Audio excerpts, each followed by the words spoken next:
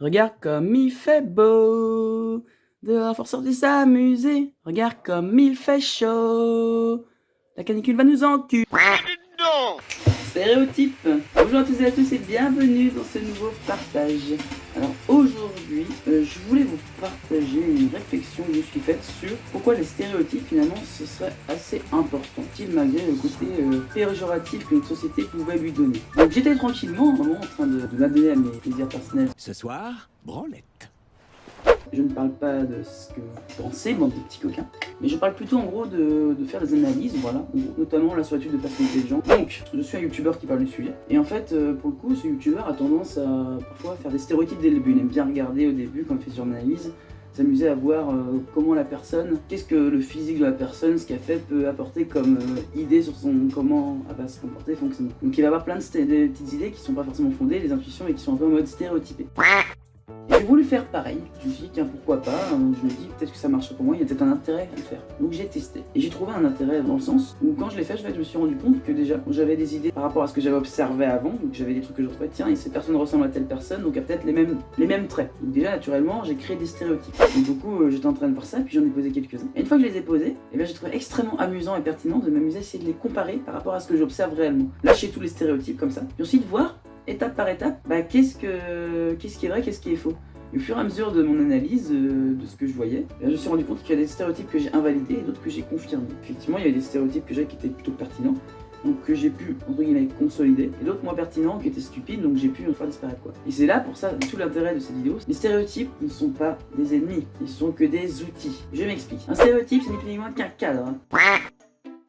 Vous prenez des fleurs, d'accord, des choses concrètes, vous prenez des fleurs, de l'herbe, des barrières, des légumes, vous avez un jardin, voire un potager. Ça, c'est un stéréotype. Si vous avez vu ça, vous avez appris ça. Si un jour vous voyez dehors des fruits et des légumes derrière des clôtures, vous pourrez vous dire que c'est un potager. Ces stéréotypes sont importants parce qu'effectivement, dans le monde, aussi longtemps que nous connaissons, les hommes ont toujours eu des peurs de ce qu'ils ne connaissaient pas. Et le moyen qu'ils ont trouvé pour l'expliquer, dans les temps grecs, dans la Grèce antique, c'était les dieux qui expliquaient les phénomènes naturels. Ça permettait de comprendre et d'essayer de mettre en place des solutions pour gérer les peurs et être en sécurité.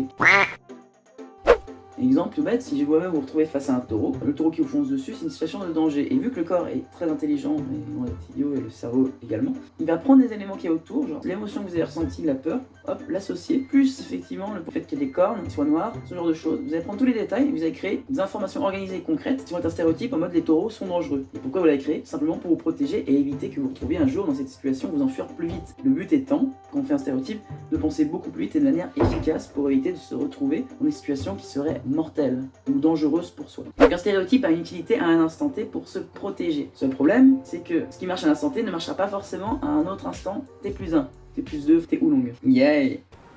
C'est nul. Bref, ces stéréotypes sont utiles, mais malheureusement dans notre société actuelle, il y a beaucoup de stéréotypes qui portent à faux et qui rendent ça très compliqué. Notamment les stéréotypes que nous avons sur les femmes et sur les hommes, qui a tendance à faire une séparation. Parce qu'un stéréotype, c'est la capacité à se... c'est séparer en fait, c'est limiter. Et quand tu limites, tu sépares les choses pour comprendre ce que c'est. Ça c'est un chien, ça c'est un chat, ce n'est pas pareil. Facilite toujours la compréhension. Sauf que quand on sépare trop, on finit par penser l'un est meilleur que l'autre. En réalité, non. On le voit notamment dans le cas de l'homme et la femme. L'homme est plus fort que la femme, etc. Alors que non. Il y a des femmes qui sont très très fortes, des hommes qui sont plus faibles, des femmes très intelligentes, des hommes très intelligents, des femmes bêtes, des hommes bêtes.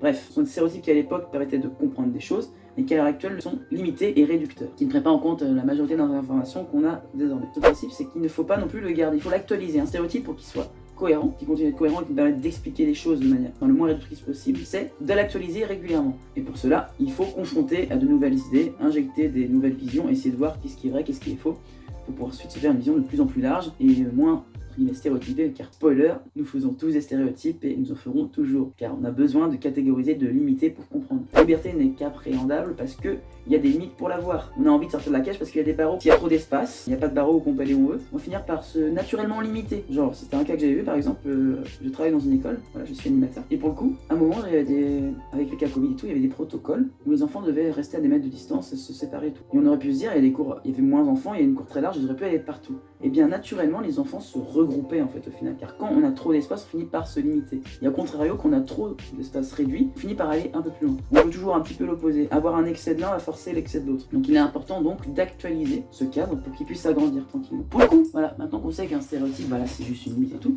et que finalement c'est pas bien méchant, tu vois, comment on fait ces petits stéréotypes? Bah déjà, les accepter. Voilà, on en fait tous, on en fera toujours tous, c'est évident, c'est un mécanisme du cerveau, c'est un biais cognitif, les stéréotypes, qui permettent d'utiliser le moins de ressources possible dans une situation donnée. Le corps humain, c'est le partisan du moindre effort, s'il peut faire des raccourcis, il le fera. Il suffit de les accepter. Voilà, je sais que c'est pas évident, que beaucoup, des fois, on va avoir des pensées qui peuvent être négatives et qu'on peut considérer comme préjudiciables au vu de la société et même des gens. Mais c'est pas grave, on a tous ce petit moment où on a des pensées discriminatoires de manière générale. Il suffit donc d'être juste ouvert d'esprit quand on a des stéréotypes et tout, de ne pas se condamner, de se dire que nous sommes le pire des êtres humains parce que j'ai des stéréotypes. Non, tout le monde en a, bien sûr, vous et moi, et voilà, ça arrive, il n'y a aucun souci. Il faut juste être suffisamment ouvert pour les regarder, essayer de les comparer, d'essayer de les confronter à la réalité dans une démarche en mode voici ce que je pense, je vais à la situation, qu'est-ce qui se passe réellement, comparez les deux, et vous verrez que certains stéréotypes seront vite détruits car ils étaient pertinents au moment où ils ne le sont plus maintenant, actualisation, et d'autres vont se consolider parce qu'ils sont encore pertinents.